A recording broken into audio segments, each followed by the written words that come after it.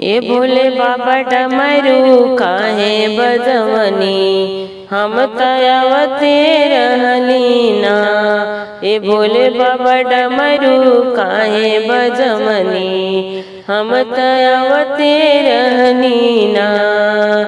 अवते रहनी ना कि भोले बाबा अवते रहनी ना, कि डमरू काहे के हो बजवनी, हम तयावते रहली ना।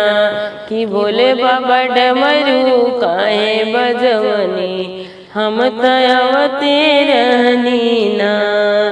डमरू के आवाज हमरा गंगा तट सुनावले, डमरू के आवाज हमरा गंगा तट सुनावले।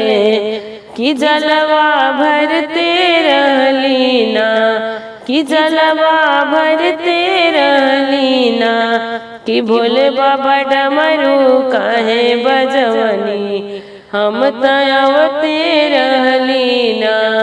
कि भोले बाबा डमरू काहे बजवनी, हम तयावते रहनी ना।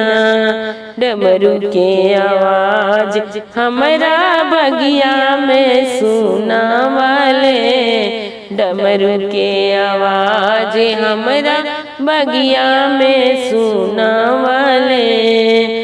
कि फुलवा लोढ़ते रहनी ना, कि फुलवा लोढ़ते रहनी ना, कि भोले बाबा डमरू काहे बजवनी, हम तयावते रहली ना।